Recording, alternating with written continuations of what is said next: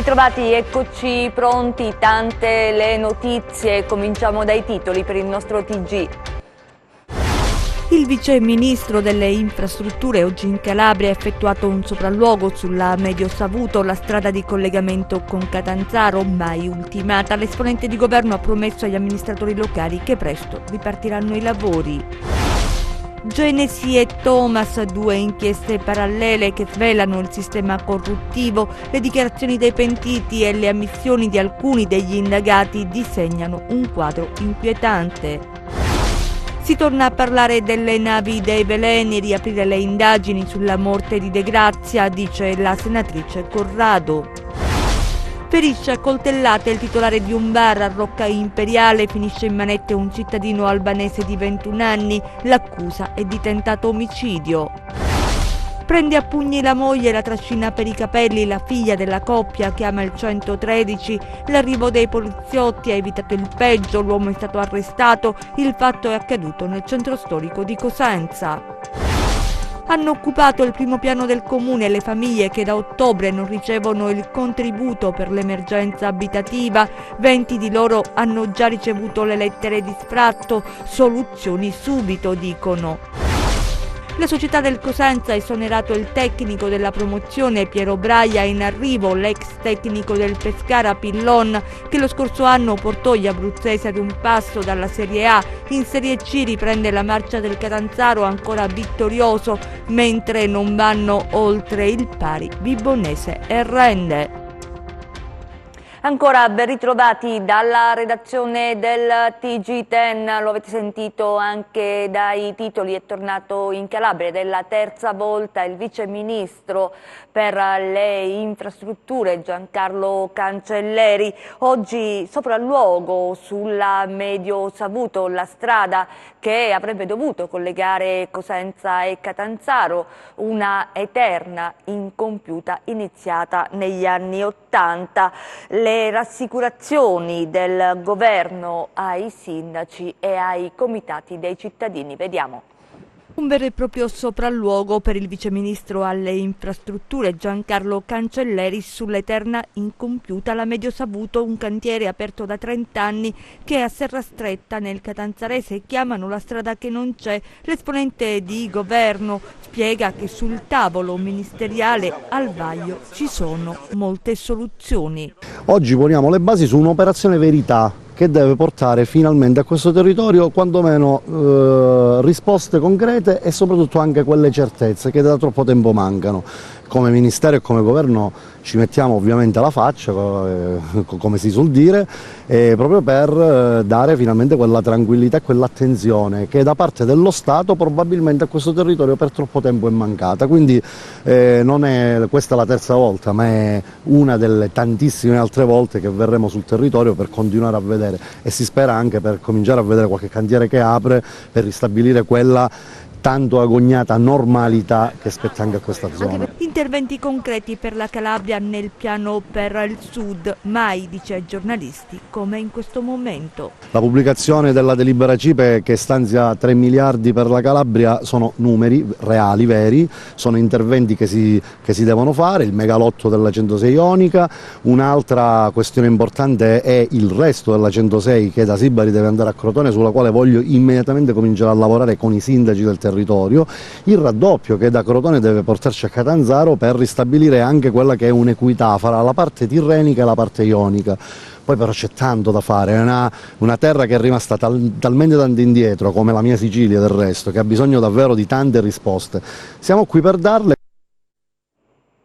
Torniamo ad occuparci del giudice infedele arrestato qualche settimana fa e che ha svelato il sistema corruttivo venuto fuori da due inchieste, Genesi e Thomas. Ora ci sono le dichiarazioni dei pentiti e le ammissioni di alcuni indagati che disegnano un quadro davvero inquietante. Vediamo. Genesi e Thomas, due inchieste parallele, una condotta dalla DDA di Salerno, l'altra dalla DDA di Catanzaro, che svelano un sistema corruttivo su più livelli che interessa professionisti, politici, magistrati, e gli scenari svelati dagli inquirenti sono assai inquietanti. C'è ad esempio un segmento che interessa anche le assunzioni in ospedale a Cosenza. Dalle intercettazioni effettuate dai finanzieri emerge che, su segnalazione di Emilio Santoro, medico in pensione ed ex dirigente dell'ASPA di Cosenza, arrestato nell'operazione Genesi e che adesso sta collaborando con i magistrati di Salerno, il coindagato, l'ex politico Pino Tursiprato, coinvolto anche nell'inchiesta Thomas della DDA di Catanzaro, si sarebbe interessato per corrompere la commissione esaminatrice. Per far superare il concorso ad una radiologa all'Annunziata fu versata la somma di 7.500 euro. L'episodio risale al 2017. In una conversazione captata dai finanzieri, Tursiprato spiega il sistema e, anche se il raccomandato non aveva le qualità e la preparazione per superare il concorso, bastava pagare e sarebbe risultato comunque primo nelle prove, come nel caso di un assistente in oncologia.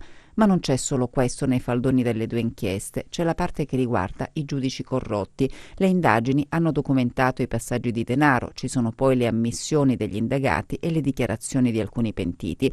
Il principale indagato è il giudice della Corte d'Appello di Catanzaro e presidente della commissione tributaria Marco Petrini, che avrebbe accettato soldi e regali per aggiustare sentenze, ma anche prestazioni sessuali in cambio di favori. E nel carnet di Petrini spuntano altre due donne, oltre alle due avvocatesse già indagate, una delle quali finite domiciliari.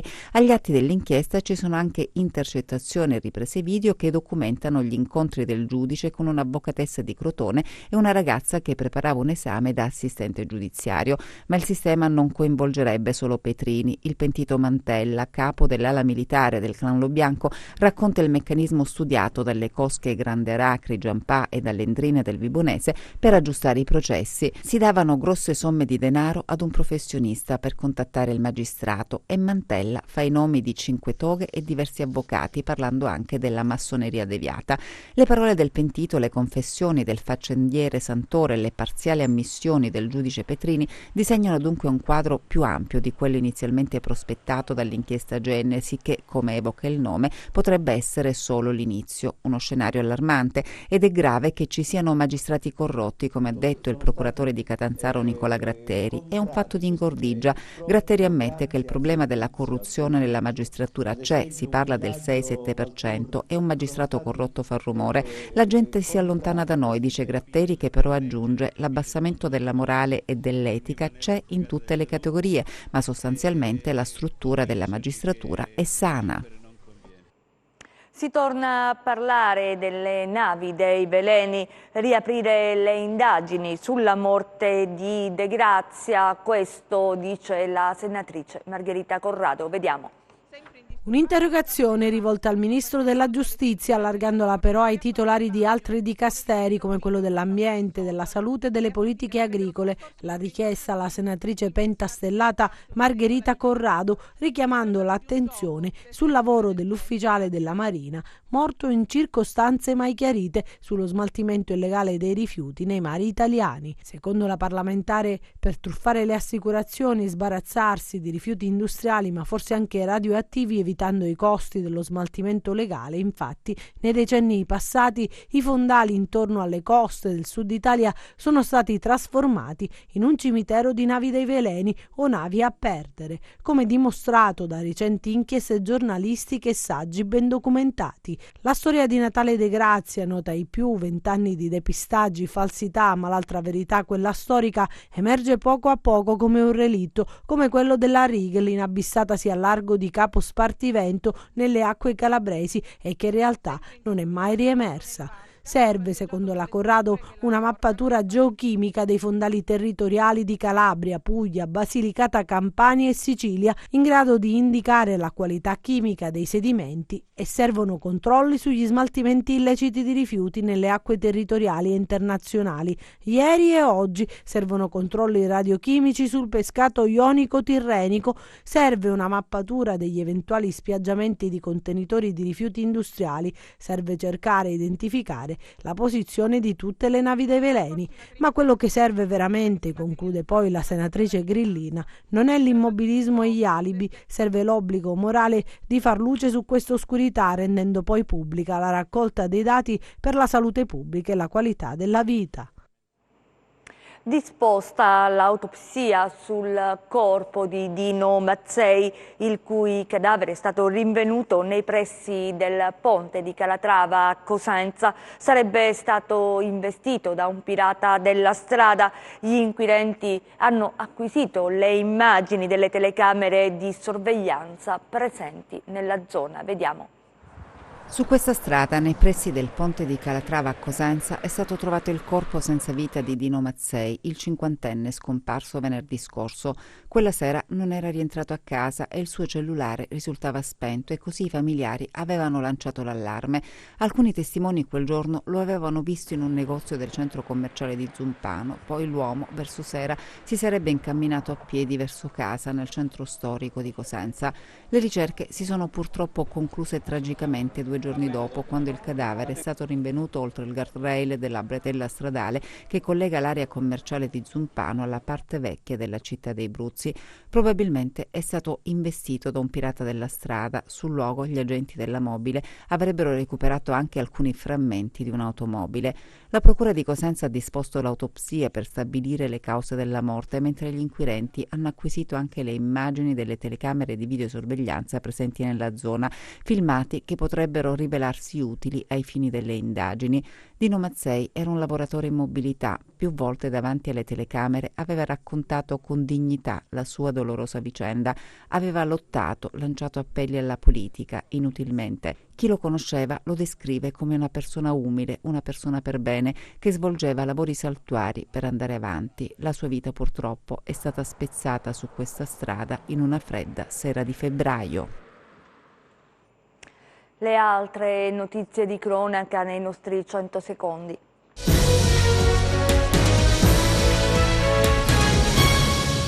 Tentato omicidio. Con questa accusa i carabinieri di Corigliano hanno arrestato un 21enne albanese. Avrebbe aggredito per futili motivi il titolare di un bar di Rocca Imperiale che poco prima lo aveva invitato a uscire dal bagno perché il locale stava chiudendo. Il 21enne avrebbe colpito con un grosso coltello da cucina il barista, raggiunto dai fendenti alla schiena e alle braccia. Le urla del ferito hanno attirato l'attenzione di alcuni passanti. L'uomo è stato fermato da un suo connazionale, si è dato alla fuga, ma è stato rintracciato sulla statale 106 in località San Nicola di Rocca Imperiale. Alla vista dei militari il 21enne ha provato a nascondersi tra vegetazione, ma è stato raggiunto e ammanettato.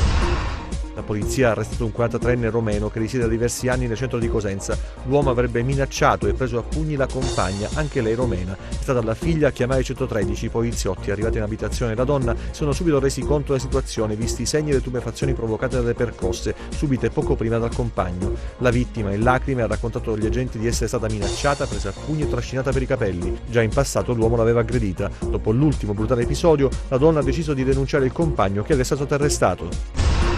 3 uomini di nazionalità marocchina sono stati arrestati dagli agenti del commissariato di Lamezia Terme. I fatti risalgono alla notte del 20 dicembre scorso, quando il personale della squadra volante è intervenuto in una traversa del centro, dove 2 prostitute straniere erano state poco prima vittime di una rapina.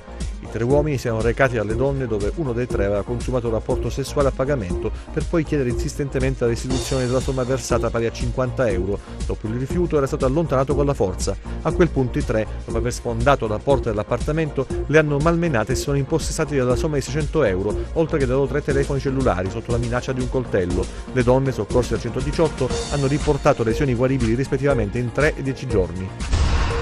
Un risultato importante, quello ottenuto da una signora di Cosenza alle soglie della pensione, che grazie alla procedura di sovraindebitamento, a cui l'anno precedente aveva fatto ricorso presso il Tribunale di Cosenza, ha ottenuto la riduzione all'80% di tutti i propri debiti. A Cosenza hanno occupato il primo piano del comune le famiglie che da ottobre non ricevono il contributo per l'emergenza abitativa. 20 di loro hanno già ricevuto le lettere di sfratto. Vediamo. Porte bloccate a Palazzo dei Bruzzi per la protesta dei Prendo Casa, che hanno occupato il primo piano del comune dopo il taglio dei contributi a sostegno dell'emergenza abitativa. Circa 180 le famiglie che dallo scorso mese di ottobre non ricevono il contributo. Ad una ventina di loro è stata già recapitata la lettera di sfratto. famiglie rimaste così senza un tetto sulla testa. Questa mattina dunque un centinaio di persone si è barricato al primo piano del municipio. Già le scorse settimane avevano incontrato il sindaco di Cosenza, mentre alcuni giorni fa avevano manifestato davanti alla prefettura, ma ad oggi non è arrivata nessuna risposta e oggi la decisione è di occupare Palazzo dei Bruzzi. Chiedono interventi immediati perché dicono senza soluzioni rimarranno nelle stanze del comune. Ancora per le proteste, genitori e alunni hanno protestato a Camigliatello Silano, che è una frazione del comune di Spezzano della Sila. Siamo nel Cosentino. Il sindaco fa sapere che l'amministrazione accoglierà le richieste. Vediamo. Siamo in diretta dal comune di Camigliatello, bloccato dalle mamme, perché vogliamo giustizia per i nostri bambini. Le scuole fanno schifo, ecco i nostri piccolini. Eccoli questa mattina alunni e genitori che hanno protestato a Camigliatello Silano per i continui disservizi nelle scuole cittadine di ogni ordine e grado. Lamentano la totale mancanza di presenza e ascolto da parte delle amministrazioni e con in mano striscioni hanno sollecitato un incontro urgente con il sindaco e la dirigente scolastica, oltre ai rappresentanti comunali del servizio trasporti, perché dicono a gran voce: siamo stanchi dei continui disservizi e dell'assenza di manutenzione all'interno dell'edificio scolastico e anche all'esterno. Ci sono problemi nei bagni, porte rotte e le strade percorse dallo scuolabus versano in condizioni di abbandono totale. I genitori, stanchi degli appelli caduti nel vuoto, hanno richiesto un'ispezione dei NAS e successivamente hanno incontrato il primo cittadino Salvatore Monaco e la dirigente scolastica. Entrambi si sono resi disponibili ad assumere da subito i provvedimenti necessari per risolvere i problemi presenti all'interno della struttura e domani è previsto un incontro nella casa comunale di Spezzano della Sila per capire bene quali sono le priorità e trovare soluzioni nel più breve tempo possibile. I rappresentanti della scuola, dei genitori ci sottopongono e cerchiamo di risolvere un problema alla volta, ripeto, senza avere sul tavolo 100.000 problemi per poi non arrivare a non risolverne nessuno. Cioè cerchiamo di inquadrare 3-4 problemi, di risolvere, dopodiché sulle valutazioni che dobbiamo fare sulla scuola andiamo insieme a fare un sopralluogo sulla nuova scuola, vediamo insieme gli spazi, oltre a vederli sulla carta li guardiamo insieme, vediamo insieme anche la scuola esistente e poi possiamo programmare tutta una serie di cose. Ci spostiamo a Reggio Calabria, il centro dialisi non cede, polemica tra il primo cittadino Falcomatà e il commissario per appunto la sanità in Calabria, Cotticelli. Vediamo. Una richiesta risoluta e anche polemica, quella che parte dal sindaco di Reggio Calabria Giuseppe Falcomatà, destinatario il commissario regionale alla sanità generale Cotticelli. L'argomento è serio, il centro dialisi che a Reggio non c'è. Il generale Cotticelli recentemente ha dichiarato che le prestazioni per pazienti nefropatici cronici devono essere erogate dalle strutture pubbliche, quindi nessuno spazio ad iniziative private. Ma il problema, come denunciano il sindaco Falcomatà e il consigliere comunale con delega alla sanità Valerio Misefari, è che il settore pubblico non sta garantendo un servizio dialisi con un centro strutturato. Quindi o privato o pubblico, il centro deve essere nella città dello Stretto una realtà. Falcomatà e Misefari evidenziano che i pazienti hanno il diritto ad essere curati nel luogo in cui risiedono. Non intendiamo difendere, scrivono in una nota ufficiale, il privato, ma il commissario straordinario, nonostante gli impegni presi, non ha ancora realizzato il centro dialisi. Sindaco e consigliere di maggioranza ricordano che era stata anche individuata la sede, l'ex Empas di via Placido Geraci, ma tutto è rimasto fermo. Alla Borsa Internazionale del Turismo, la BIT a Milano, c'è una folta delegazione calabrese, c'è anche il comune di Cosenza, vediamo. La città di Cosenza ha scelto la Borsa Internazionale del Turismo di Milano, una delle vetrine più importanti del mondo, per presentare uno strumento straordinario per la promozione turistica del territorio. Da fine febbraio, infatti, in tutte le librerie d'Italia sarà disponibile la guida turistica in doppia lingua, italiano ed inglese, edita da National Geographic. Avere una guida così importante per la città di Cosenza diventa un veicolo fondamentale. Cosenza come meta, Cosenza come destinazione turistica. Un valore aggiunto importante in questo percorso di promozione che abbiamo già avviato da anni e che oggi raccoglie i suoi frutti anche attraverso tutte queste idee importanti, fra cui proprio la guida National Geographic. All'evento di presentazione ha partecipato anche il presidente di Federalberghi regionale, che ha avuto parole molto incoraggianti e lusinghiere per il lavoro fatto e per la svolta culturale impressa negli ultimi anni, che ha trasformato Cosenza da città solo commerciale in un'importante meta turistica internazionale. Noi dobbiamo dare la possibilità a un turista di venire in Calabria per un motivo. Cosenza ha un motivo per essere visitata, a dire il vero ne ha tantissimi. Noi come Federalberghi non facciamo politica, quindi diciamo parliamo di dati di fatto. Ci sono attività commerciali, ricettive che stanno avendo dei successi di economicità derivata da questa programmazione cittadina, da questo territorio che si è ristrutturato, che è diventato attrattivo per le sue bellezze che già c'erano. Poi delle volte può essere sufficiente un monumento o un evento o un'organizzazione comunale degna di questo nome e questa capacità poi fa attrarre del turismo. Siamo allo sport. La società del Cosenza ha esonerato il tecnico della promozione Piero Braia, in arrivo l'ex tecnico del Pescara Pillon, che lo scorso anno portò gli abruzzesi ad un passo dalla Serie A. Vediamo. Dipende dai risultati. Da un'altra parte a quest'ora ero a casa, parliamoci chiaro, almeno così 4 partite perse ti mandano a casa. No, è la verità, è inutile che ci nascondiamo.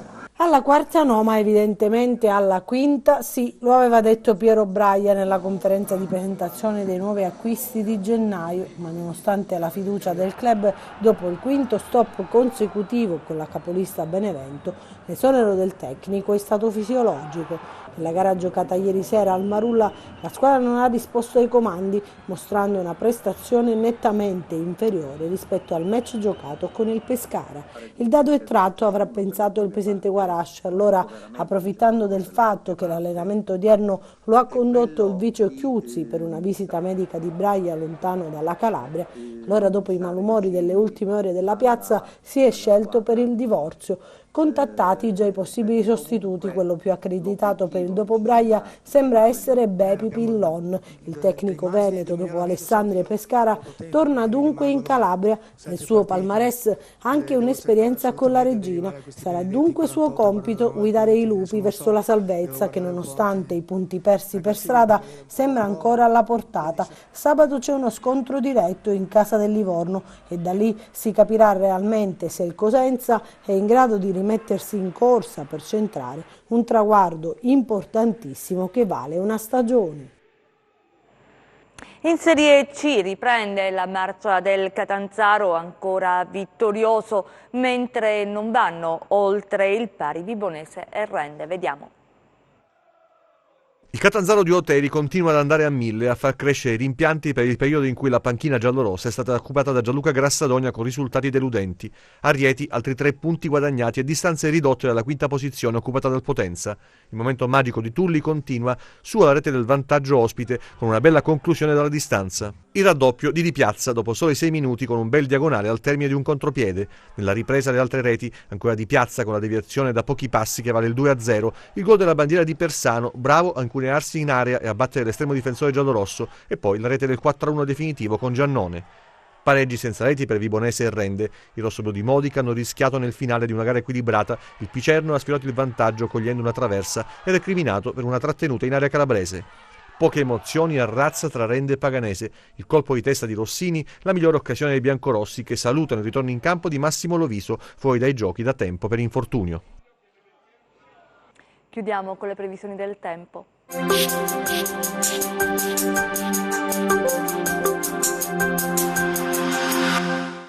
Si inasprisce la circolazione ciclonica nord-atlantica con ampie e profondissime depressioni sospinte da notevoli venti occidentali di tempesta tra le isole britanniche e la penisola scandinava. Il Mediterraneo non sarà immune da questa circolazione, anche se con effetti decisamente più attenuati.